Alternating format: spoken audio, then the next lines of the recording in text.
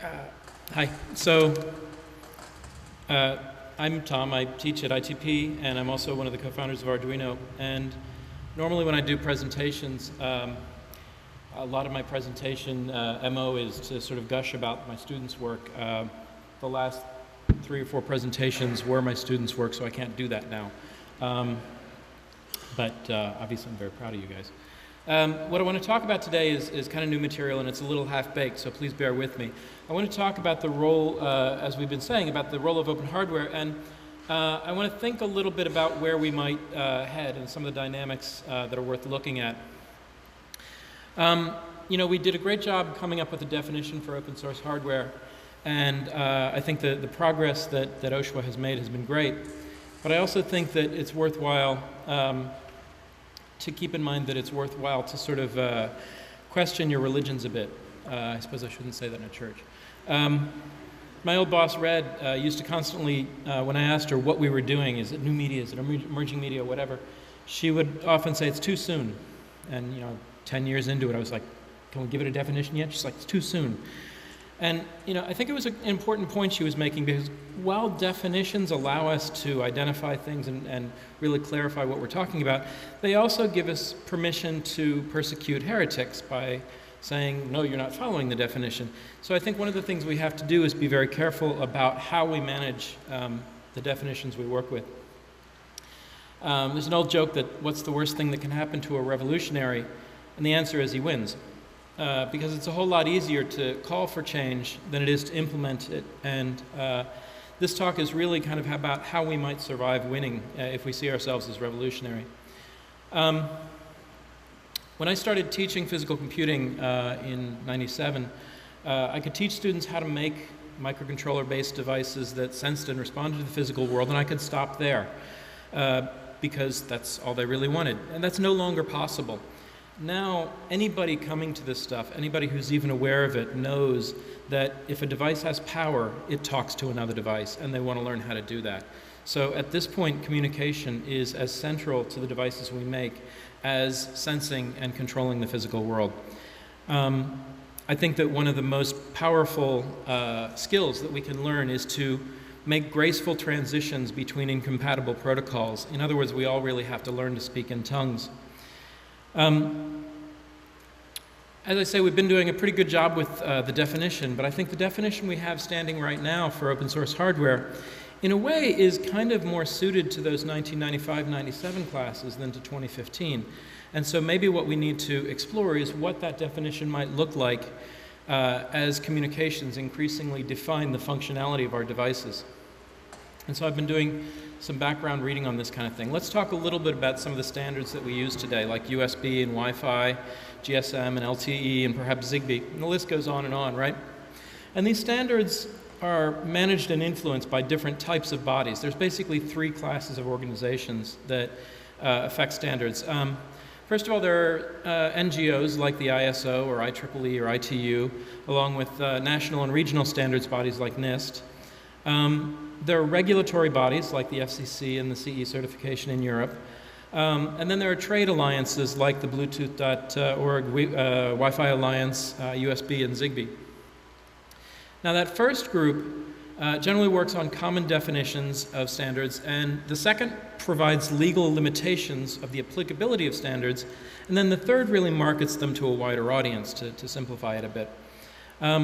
Standard organizations are useful because they provide, and I'm talking about the NGO types here, because they provide professional review, they give us a history of our protocols, and they let us see the connections between seemingly disparate or unusual protocols. For example, I actually didn't realize until I started doing a little background reading on this that Bluetooth was part of the same IEEE 802 group as Ethernet, Zigbee, and Wi-Fi.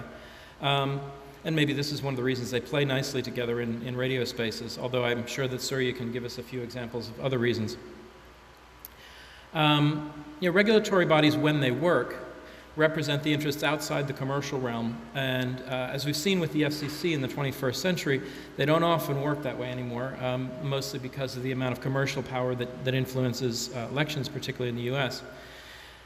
But I think it's worthwhile to recognize that ideal and to try and work towards it. And I have to give Chairman Tom Wheeler props because it took guts for a guy who was a formal cable industry lobbyist to stand up and say that Title II of the FCC was worth enforcing to ensure net neutrality. Now, we still got a long way to go, but for somebody to turn their position around like that, I think is something we should see as a hopeful sign.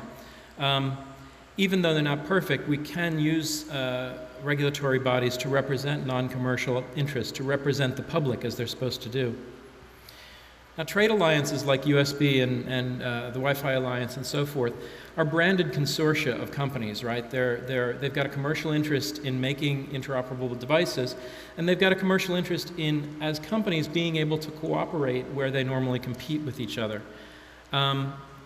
If you think about it, an alliance that has no major players is not really that worth joining because you need that economic power to make it worthwhile. They're also kind of easy to confuse sometimes with the NGO organizations because they'll try and make their own standards, and of course they go back and forth between those two types of groups. Again, 802.11.1, I think it is Bluetooth, and yet it's been sort of abandoned by IEEE.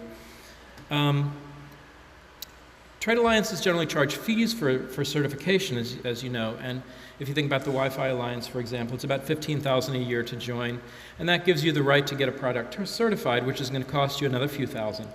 Now, first of all, that's a bit of a limitation, as we know, but that limitation goes a little further when you start to look at the licensing for some of these things, because ultimately what certification is looking for is to make sure that when something is certified, it works exactly as advertised.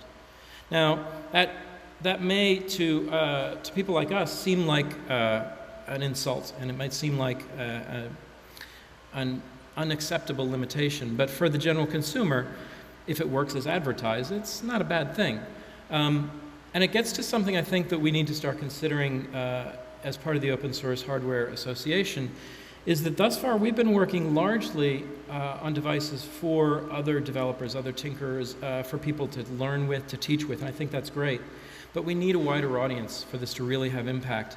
And partially what that means is we need to reach an audience that doesn't care about tinkering, that doesn't care about hacking, that doesn't care about developing, that just wants things to work. We need to come up with a rationale and prove that open source hardware actually makes things work better. And that's something that I think is going to take a little work. I think one of the questions we also need to consider is looking at these three types of organizations, NGOs and the trade alliances and regulatory bodies. We want to ask the question of what do we want OSHWA to be? Which of these three? Or is it a combination of them all?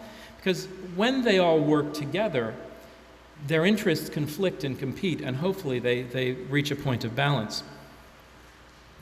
Now, standards are only so good as much as they're recognizable for the audience, right? And so back to my point about reaching a consumer audience, your non-nerd family members probably don't know the difference between 802.11b, G, and N, and A, and they don't care. But they sure know what Wi-Fi is. And you can thank the Wi-Fi Alliance for that, for better or for worse. And like I say, this is something we've got to really consider. I think it's going to be a tough sell, in a way, to get across this idea that hardware works better, because even if we look at the open source software world, where we have a mature and I think reasonably well-designed operating system, particularly in some of the distributions of Linux, I still can't find a designer, for example, who voluntarily uses Linux. In fact, I can't find a voluntary user of Linux outside of programming and law. So if you got examples of those, I would love to have them. Yeah, okay, you count, but at the same time, you're also a developer. Nice try. So let's take a hypothetical product that we all wish existed, and I'm going to sort of examine it from a standards point of view. I'm going to go down the FPGA rabbit hole here a bit, so forgive me. At the physical layer and the media address layer, many of these protocols, as I said, are very similar. And there's always been the call for the sort of holy grail of a well-implemented software-defined radio device and development environment that lets you just switch between protocols like that. I think it's something that also we'd want to have some really nice UX around so that it's easy to think about from a design point of view. It would also have a nice high-level API so we could design in it. We might maybe call it something like SD Arduino. This is all technically possible, and it would certainly make things like the work that Pedro and Zudi were just showing a whole lot easier to develop. It would make the stuff that Surya is working on a whole lot easier to do. But the biggest hurdle, of course, is getting through certification. And you might say, well, we don't bother with certification, we just make the thing and sell it. But again, the problem is going to be, if you do that, it's very hard to spread it far and wide. You make this tool that can be opened up for a non-technical audience, but then you can't promote it to a non-technical audience. How do you get around that? I don't have an answer yet, but I think coming up with challenges like that, those things that we can't see how to get around, is actually a good thing to do, because then we can identify them and then tackle them and make them happen. So that's challenge number one for me. I think we also need to start to think about these bodies that I'm talking about, not as monoliths, but as things made up of people, and getting involved in them. Some of you may have seen the recent FCC proposed rulemaking around Wi-Fi firmware, router firmware. It's ET docket number 15-170, in case you want to look it up, and it's still open for public comment until October, hint, hint. Basically, it says that if you're selling commercial routers, you're not allowed to modify the firmware, period. Kind of a problem. And it's something that I think if we allow those things to go by, we start to gradually lose ground everywhere. So it may take more than just our own agency, our own organization. It may take volunteering and getting involved in some of these other organizations, commenting, showing up at meetings to make that happen. If we don't, it ultimately means that open hardware projects really end up being very expensive hobbies for us and not something that's part of everyday life and improving it. So that's the speaking in tongues part of thing. I want to talk a little bit about the old cliche that you catch more flies with honey than with vinegar. Now lately there's been some interest in open source hardware coming from a lot of the larger manufacturers. I've heard folks from Intel, Samsung, Microsoft, Sony, and a few others showing up to talk about it. And these organizations come with a lot of baggage. And that baggage is actually similar to the baggage of regulatory bodies. They're used to doing things a particular way. They do things slowly. They've got their own culture. And it's, frankly, a pain in the butt to work with them. But there are ways around that, and there are people within them to make it work. For example, Seth Hunter, who I think is here somewhere, Seth, hi, recently set up an open source advisory panel for Intel and invited Alicia and a few of us other to visit. And you know, the first visit was really great and eye-opening for me, because I was astounded to see how many people within Intel were not only receptive to open source hardware, but were saying, oh yeah, we do that. And you know, of course, my reaction was, well, no, you don't, doesn't mean the definition. But you know, the answer is, yeah, they do, in their own culture and in their own way. And it's certainly open to the developers that they have been working with. That's kind of an important point, that everybody's definition of these things is a little bit different. And somebody mentioned it earlier too. I think we have to be a little more flexible in order to expand the umbrella of people that are all agreeing on these things. We might have to have some of these debates within companies. Intel looks differently at open source hardware, because for them, anything you make of less than 100,000 is a prototype. And so that changes the way you make things. But again, when there are people inside an organization who want to make change, you've got a chance to change it. And I think that's a great thing to say. It also, you have to be very patient with these things, because if you think about it, getting a company like that to go into open source hardware is a bit like when you take 50,000 of your friends and you say, hey, where do you want to eat lunch? You know, it takes a while to get everybody to the same place, maybe years. But company operating practices are not handed down on stone tablets from God. You know, they evolve over time in an organization, and there are people and points of leverage, as I say. Ultimately, all these organizations, as I'm talking about, like I say, they're open to us. They are just made up, quite frankly, of many of us. So a few final points moving forward. Number one, whether hardware is open or closed, it's of little value if it can't talk to other hardware. Number two, an ability to translate between communications protocols is a critical skill, and I don't just mean technically, I also mean culturally. Number three, interoperability is essential. It's got to be foundational, and it requires standards. And unfortunately, standards inevitably lead to standards bodies, and standards bodies leads to political discussions, and we've got to engage in those. The future of open source hardware really depends on accessible, not just open standards, but accessible standards.